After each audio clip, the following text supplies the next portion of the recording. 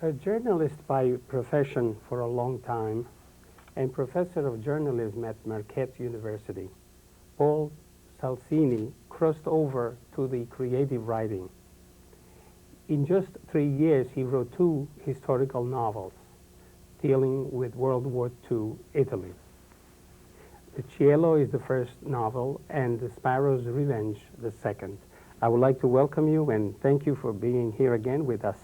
Thank you very much, Vito. You kept the promise that you would finish the book. I have finished, yeah, I did. Tell me, how did you cross over? I mean, from a journalistic point of view, it's not creative, but it's Right. a lot of research, I imagine. But so how did you When I wrote the first book, The Cello, I really intended it to be nonfiction as a journalistic piece, but that was impossible. But I was so intrigued by the story that I decided to write it as fiction. And I found that there were some things that I could use my journalistic background for in writing fiction. Research, getting really immersed in a subject, observing, doing interviews. So all those things helped me in writing fiction. Now, having written the second, which is a sequel, Right. basically it's the same story but Right. enlarged, does it mean that you will stay with fiction? I think so. I'm really intrigued by the process. I'm reading more fiction now than I used to. I am enjoying it more. I'm trying to study techniques of fiction. Uh-huh. And you also teach creative writing, if I'm not mistaken. I teach a course, it's called Narrative Nonfiction Writing at Marquette, and it's literary journalism is what it is. I see. And so they delve into great subjects. And how has the family taken your new enterprise? Imagine you work all day as a journalist. Well, I think they're excited about it. You know, I've gotten a lot of publicity and some awards for the first one, and so they're excited about this new career that I have at this age.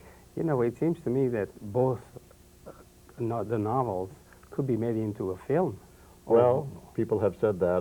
They're written sort of in scenes, which makes it sort of cinematic. Yes. Yeah. I think it's highly cinematic. You capture well the images, the timing, and you put in a setting that could be easily put into a film. Thank you. What I was impressed this time, probably more than the previous novel, maybe because it has elapsed some time, but it's the structure of this novel. To me, it seems has a symmetry. You see the boundaries as you move along, and so you see a structure of the novel, which with the previous one I did not notice, or I may have forgotten, to be honest with you. Well, they are structured. The first one is written as a simple narrative. It goes one step, two step, three step. This one tries to tell the story of two different people. At first is one person, then another person, and then in the third part, it all comes together. What I mean, maybe the symmetrical construction of the novel is that, for example, in the beginning there is an anniversary party. At the end, there's another anniversary party. We have two main characters, and one is a fascist and the other one is a communist, so the opposite. And then there's other things in between which keep a certain boundary, and I think you begin to see a structure well made, obviously. And I think it's... So, you said this was received well. You received several awards? The first book, yes. This one is too new. It's in some contests, but it's gotten nice reviews. The first one has received a couple of very big awards, first place awards. Maybe you could tell me a little story, very briefly, of the Cielo, so that we can connect with the new novel. The Cello is a story which was inspired by experiences of... Cielo, by the way, means... heaven or sky. Or sky. Right. And that's the name of the heaven because it's a beautiful place up there. Right. And that's what they hope to be, but it's purgatory is really what during it is. wartime. Right. It's the name of a farmhouse where a group of villagers are forced to flee, and they're trapped there during World War II. It's a time when the partisans are fighting the Germans. And it was inspired by experiences of my cousin, who actually experienced all of this. So anyway, it's a story of these villagers who are trapped in the farmhouse.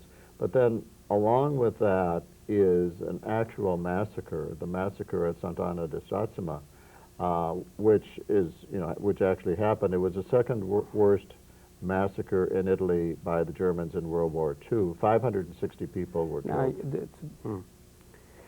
Talking of the structure, the first thing I noticed, for example, is at the beginning there are these five graders, five grader students. Right. Fifth grade students. Right.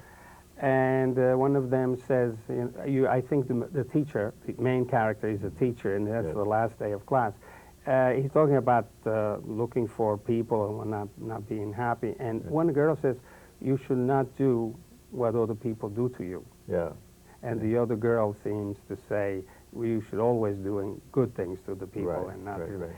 And to me, that is a boundary, because from then on you begin the whole novel as a way of proving just that idea of Yeah. whether to revenge or not. The idea of revenge and retribution goes through the whole book, and because it's a fascinating subject.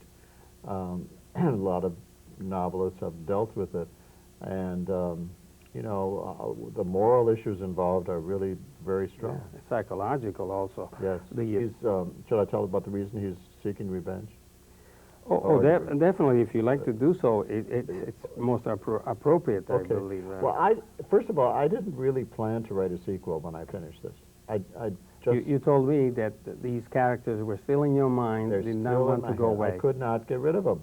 I wondered what in the world they were doing, and so I thought, how could I continue this story? And then I found a section toward the end of the cello. It's before the massacre. And the partisans have learned that the Germans are going to invade the village. And so they want to go.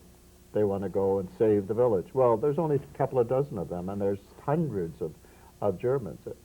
And so they tell Ezio, Sparrow, the leader, let's go down there, let's go down there. And Ezio says, what are we going to do? We can't save the village. We'll all be killed, and then we'll be martyrs. So the Germans invade, and they kill 560 people, including his lover, Angelica. So this is where I got the idea for the sequel, is this idea of guilt. He didn't go back to save, but he couldn't have, but, in his mind. With the new novel, he is 10 years after. Right.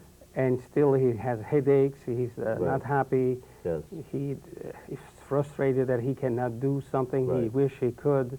Right. So that is a symptom of the wanting to resolve a problem which has remained. Right. Now, obviously, the problem of retribution, revenge, or justice, bringing somebody to justice, during World War II or after World War II became a big issue. Right. I mean, the international courts, the Jewish people who suffered, and they remembered those people who abused them, and they went after, even though they felt that the law, the courts or the governments were not doing enough. Yes. The same way this fellow thinks. Right. He thinks of, and even in Italy there were those kind of trials, but not a lot. I mean, what the Sparrow's problem is that people have forgotten the war. They want to move on. Well, he cannot, because he was closely involved with the massacre of Sant'Anna. Right. How many people were massacred just in one town? 560. And they were